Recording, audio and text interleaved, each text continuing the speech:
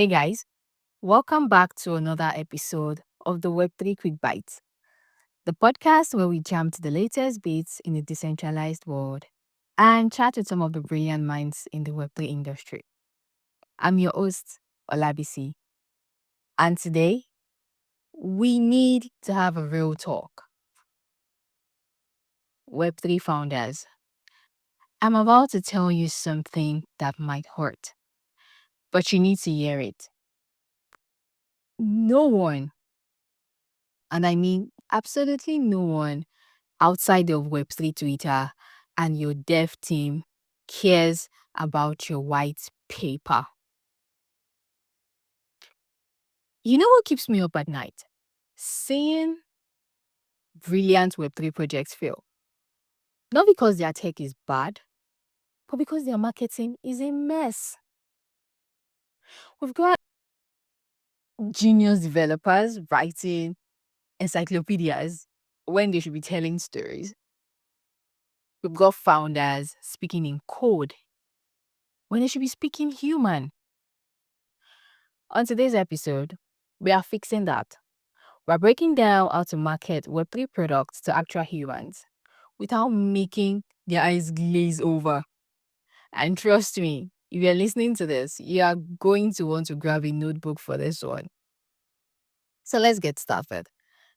But before I start, I would like to paint a picture because I like to paint pictures for people to have a clear understanding of what I'm about to talk, for what I'm going to talk about. So let me paint you a picture. Imagine you are at a family dinner and a family member, probably your aunt or your uncle, ask, "Hey, what do you do for work? Or how's work going?" So, what do you do? A, do you launch into a 20-minute explanation about consensus mechanisms and tokenomics? Or you actually want your aunt or uncle to understand what you do? The thing here is, I've seen too many founders choose A. And let me tell you, your aunt, your uncle, your cousins, while you were explaining and going on and on and on, trust me, they checked out somewhere between decentralized and layer 2 scaling solutions. And they're staring at you, appears that they're listening, but trust me, they've checked out somewhere between that, between decentralized and solutions, layer 1, layer 2. They are just giving you that look like, okay. And there's a hint of regret in their eyes. Why did I even ask? Because it's also confusing. And here is why most Web3 marketing is broken. First, we are obsessed with the tech. If you're in the Web3 space, we're obsessed with this tech. I was going to change the internet. I was going to change the world. Blah, blah, blah, blah, blah. Look, I get it. Your zero knowledge proofs are sexy to other developers, of course. But you know what regular users care about? What your product does for them. Period. Simple. Secondly, we are stuck in an echo chamber or like a bunch of scientists speaking Latin to each other and wondering why the general public isn't joining the conversation. Does it make sense? Newsflash. If you want mass adoption, we want more people to come into this space. We want more people to come into Web. We want to go mainstream. We need the mass adoption and all of that. If you really, really want that, you need to speak the language of the masses. And don't even get me started on white papers. Okay, so majority of us, we use Apple products. Our iPhone, our MacBook, our iPad, and all of that. So imagine if Apple had launched the iPhone, the iPad, the MacBook, etc., by dropping a 50-page technical document instead of showing people they could carry their entire music library in their pockets, or they could carry their entire digital experience in their pocket. That is exactly what most Web3 brands are doing right now. You are launching technical document that nobody wants to read. Nobody understands. Show people what your project can do. Show people what your product can do. Show how you're going to change lives. Show how you're going to make lives easier. That is what people want to see. That is what they want to know. They don't want to read your 50-page document. Nobody has time to sit around reading that except your dev, except you as a founder that is passionate about your project. Also, one thing I want you to always remember is that, and never forget, is if people can't explain what your project does in one sentence, your marketing is broken. It is. If people, users, your target audience, they can't explain what your project does in one sentence, your marketing is definitely broken. And that needs to be fixed. So, all right, enough problems. Let's talk solutions. I'm about to give you the formula for marketing Web3 products to actual humans, and I need you to listen to me carefully. I'm going to be explaining this in steps. So, step 1, simplify your messaging. You need to explain your product like you are talking to a 10-year-old or a 5-year-old. Not because people are dumb. No, that you're definitely not marketing your project to dumb people. But because clarity is king. So instead of saying decentralized social network powered by smart contracts, how about a social platform where you actually own your content? See the difference? One sounds like a technical specification. The other sounds like something people might actually want. When people hear a social platform where you can actually own your content, sounds like, oh, I think I actually want to try this out. I think I'm going to give this a shot. I think I want to sign up for this. Do you see the difference? But when you say decentralized social network powered by smart contracts, I'm like, okay, how is that going to help change my life? Do you see the difference? Good. Let's move on to step 2. Step 2, tell stories, not specifications. I made a post on X yesterday and it did resonate with a lot of people. And one of the examples I gave was how Reddit successfully onboarded millions of users into Web3. Reddit never said NFT. They said collectible avatars. They told a story about digital identity and customization, not about blockchain technology. See what they did there? I'm sure we're all familiar with Reddit. And to be honest, truth be told, first time I heard about NFT, it was on Reddit. And just by doing that, they brought people into the conversation. And the people started sharing their stories, their opinions, and all of that. So this is an example of tell stories, not specifications. Nobody wants to hear about your product specifications or project specifications. Nobody has time to hear about that. They want to hear about, if you want to say that, use it in a storytelling format.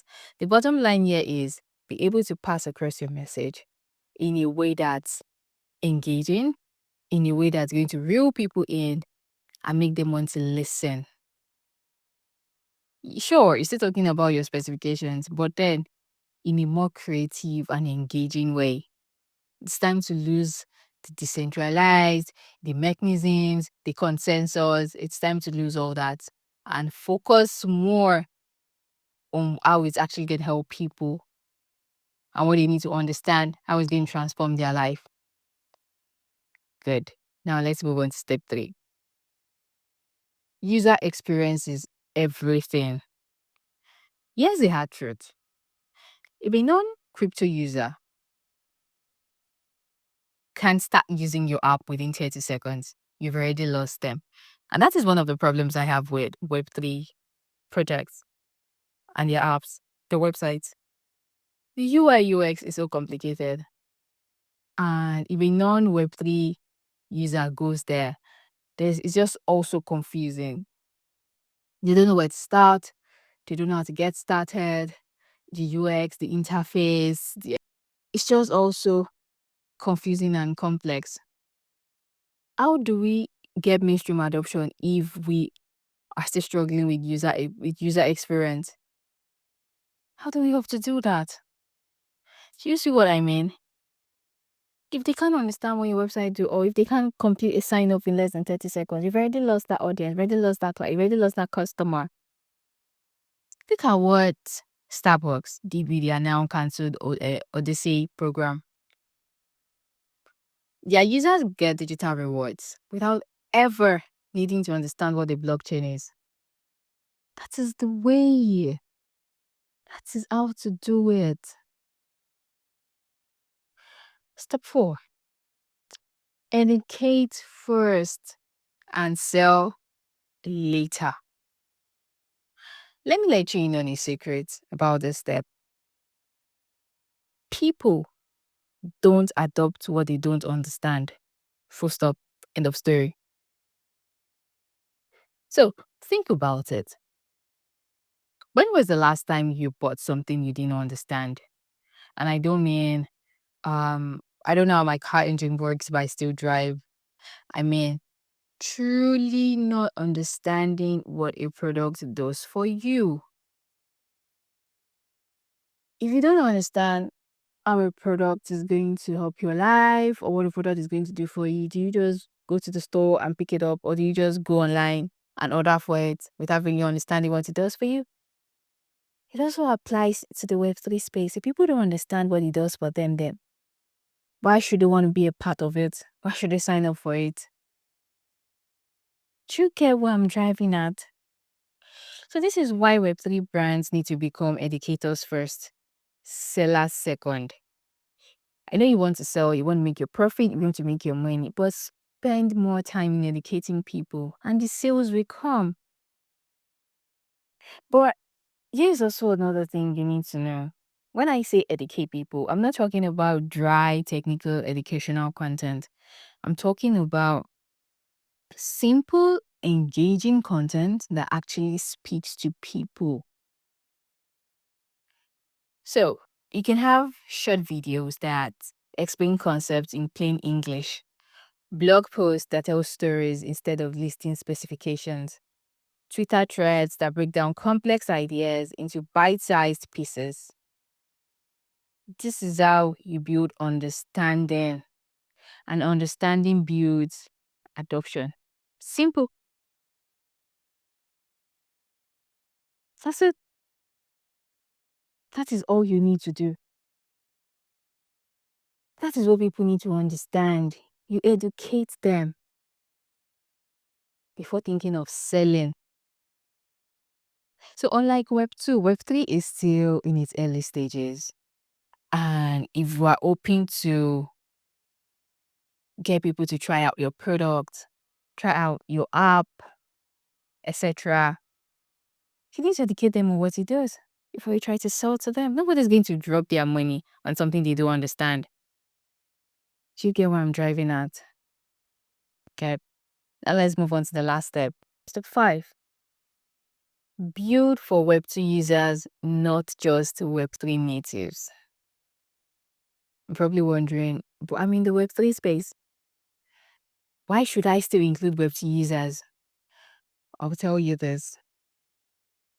The future of Web3, it is not in the hands of crypto bros. It is not in their hands at all. It's in the hands of regular people who've never heard of MetaMask. Do you understand? It is in the hands of people who have probably never even heard, who probably never even heard of a crypto wallet, never understand how it works. A good example is what Nike did in the Web3 space. They didn't start by targeting crypto natives. So this is what Nike did. Nike looked at the existing community, sneakerheads and collectors, and asked themselves, how can Web3 make their experience better? So they integrated digital collectibles with their existing sneaker culture. They made Web3 feel like a natural extension of what their users already loved, and not some alien technology they had to learn.